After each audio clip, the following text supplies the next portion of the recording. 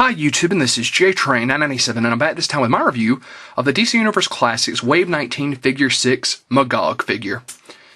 Now, I actually, for the first time ever, found the new line of DC Universe Classics in stores before I had to break down and pay scalper fees off of eBay. So it was great to find this line in stores. However, I did only find Magog and Classic Hawkman. Although I'm assuming that if Target got one wave in and it sold out that quickly, another will quickly follow it. Of course, Stripe is the collecting connect in this series, and the other characters were the original Sandman, the original Atom, of course, Stargirl, Lord Naga, the classic version of Hawkman and himself. As you can see here in the packaging, he comes with his staff and his pistol, as well as the leg of Stripe. On the back of the packaging here, his bio bit says, Lance Corporal David Reed already had the distinction of being a U.S. Marine and the great-grandson of Franklin D. Roosevelt before he touched the stone fragment that gave him his plasma energy powers. While investigating the resurgence of the old god Gog, he was tragically killed by a military attack. Resurrected by Gog, given new powers and the name Magog, he became a devoted disciple. However, Magog eventually saw the evil in his master and heroically helped to destroy it. First appearance, Justice Society of America, March 2008, number 18. Real name Lance Corporal David Reed. Occupation adventurer. Former Lance Corporal of the U.S. Marine Corps. Base of operations unknown. Special abilities. Projects focus energy beams from metallic left arm through staff, flight, and enhanced strength and vision. Of course, the projects beams through from metallic left arm was his power before he became Magog. And that was a great little run in comics. That entire run Jeff Johns did on Justice Society was amazing. But enough said about that. This guy looks fantastic. Let's open him up. And here we have Magog out of packaging. Now, real quick, the leg of Stripe. I was actually surprised to find out that this is pretty much just a repainted Stell leg. Stripe himself does not appear to be a repainted Stell, but the legs are definitely reused. With the exception of the boot, they've tweaked it ever so slightly. But other than that, it is straight up just the same leg. So, still though, he looks pretty cool. Throwing that off to the side here. And on to Magog. Gotta say right off the bat, really disappointed. The pistol is actually non-removable. It is permanently sculpted into that holster. Which is really a tease. It looks exactly like it would just come out and be able to be put in his hand, but no. So I was just really kind of ticked off. Of course, now you can see that he's actually a really awesome sculpt. They've done a great job on his helmet there, especially on his eye.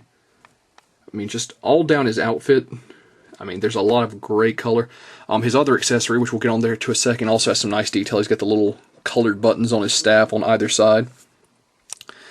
And it's surprisingly awesome looking, that even though it's not removable, so still though, how hard would that have been? They've given us functioning holsters before. All his armor is just fantastic. So, putting this back down and going back out. Once again, his staff. Got some very nice detail on it. As far as his articulation, Magog does a full 360 at the head. No real up and down since the way of his armor is sculpted.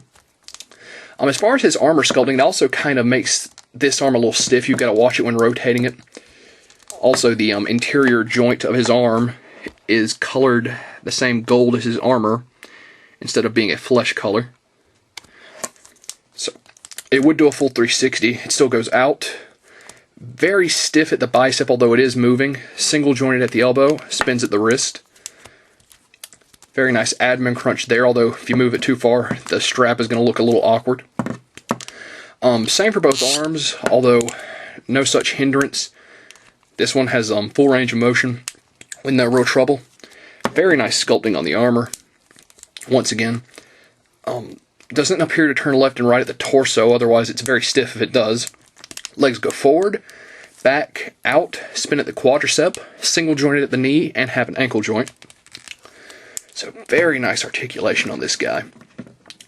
So yeah, I'm definitely digging this figure. He's a beautiful sculpt. His articulation is pretty much the standard for the DC Universe Classics line.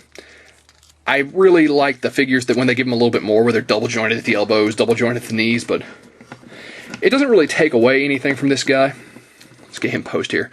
So really my only gripe with this figure at all is that he's got this pistol on here that is just not removable, and it's driving me freaking crazy. But other than that, the DC Universe Classics Wave 19 is, of course, the newest wave at the time I'm making this video.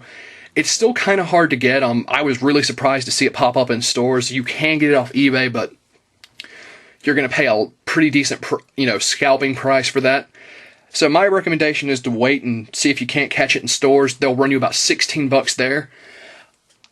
Once again, I'm kind of I feel old because I'm like, $16 is a lot to pay for a figure. I mean, I'm still paying it, but I can remember back when figures were $10 a pop.